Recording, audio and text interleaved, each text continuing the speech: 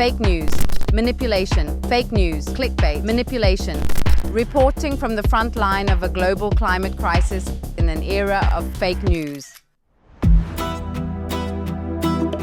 When world leaders gathered in Belém in Brazil for COP30 in November 2025, it was for the first time that information integrity was on the agenda. So the UN and the World Economic Forum found that disinformation and fake news is the world's greatest risk as we stand at the moment. We were in Copenhagen together with 25 other journalists from South Africa, Kenya, India, and Brazil.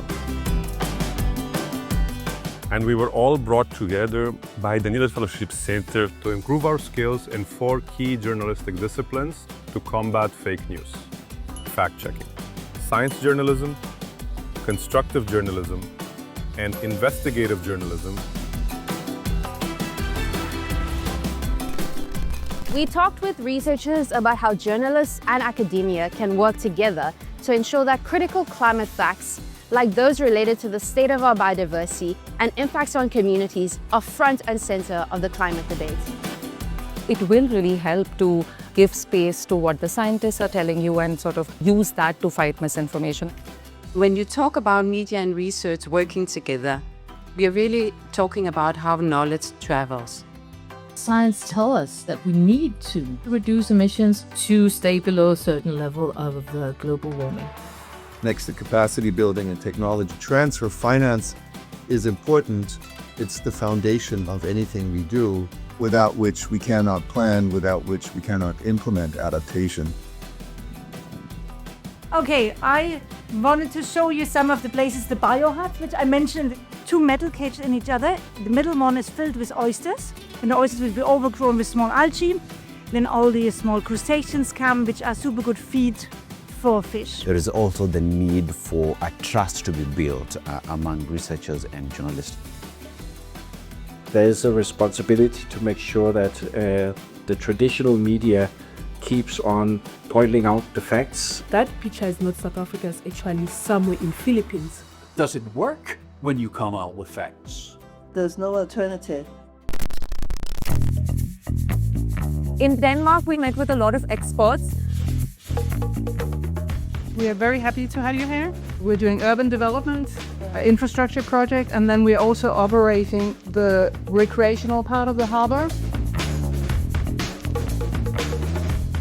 Yes, you can just come and pick some things and go, which I think is really good. It's a fuzzy.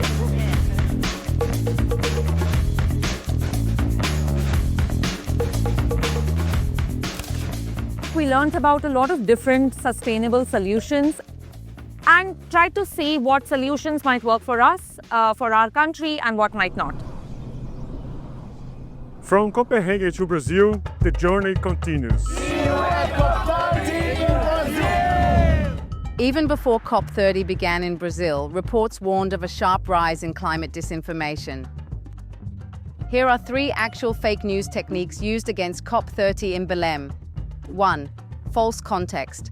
A viral video claims to show a businesswoman in Belém. In reality, the footage was filmed in Tbilisi, Georgia. 2. The time machine. Footage showing unsanitary market conditions is from Belém, but it is 2 years old. 3. AI fabrication. A reporter standing in floodwaters claims to show the hidden Belém. The reporter, people, and flood never existed. It is 100% AI generated. Welcome to Brazil. The 25 journalists arrived in Belém for COP30's second week, 1 week after the UN-backed global initiative launched the Declaration on Information Integrity on Climate Change. We come to you live from Belém. It's of course very, very exciting because it's right in the middle of the Amazon. It was the first time ever mis and disinformation was part of the COP agenda, and so was an increased focus on science information. The president of Brazil, Lula da Silva, urged countries to actively combat climate disinformation in his opening address. Extremist forces fabricate fake news to obtain electoral gains. A message echoed by French President Emmanuel Macron. Climate disinformation today threatens our democracies, the Paris Agenda, and therefore our collective security. Looking out for fake news, which is a reality in our world today, and misinformation as well, and how that impacts society as a whole. News is no longer just the prerogative of traditional newspapers and, organized television channels, that contributes to disinformation. Gives you the responsibility to work harder. Where is misinformation coming from? But most importantly, what are the tools that we have at our disposal to combat this phenomenon? COP30 highlighted how science is an important tool to guide the agenda and tackle misinformation. It's Carlos Nobre, the biggest scientist about the climate change in Brazil, and they here in COP to alert about the climate change to negotiators. We're going to the science pavilion with planetary guardians. We've never had the voice of science so present in a COP. And now I'm going to interview an Amazonian expert. She's an observer. Ação. The editorial morning briefings Dunedin Fellowship Centre put at the start of each day helped the journalists work together, focusing on stories that mattered. So at 9:30, the day opens.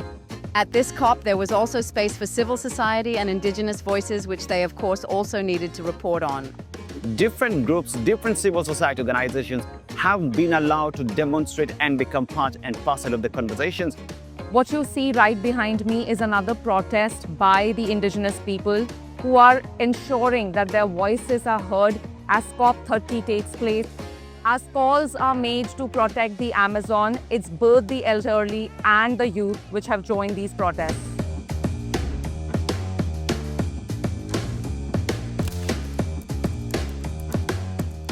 I had an amazing experience starting from our online classes, going to Denmark and finally in Belém. I think it's been great building a global network of like-minded journalists and people with a similar mission to try and tackle disinformation and fight the climate crisis. The fact-checking session was very useful to me, especially on looking at AI images and understanding how AI images could really change perceptions or create fake news. Speakers from the Marshall Islands, from Sierra Leone, and from the UK as well speak in pretty much one language. When we connect with local people, when we hear them, we can share their stories in a way that the main audience will connect more with the things that are being discussed here. All my team is doing is things I learned during the fellowship, and it's not just for me. I give to them some insights, some learns I received from Danita. At COP30, our group of 25 journalists delivered an overwhelming output. We reached millions across the globe, making the climate stories truly universal.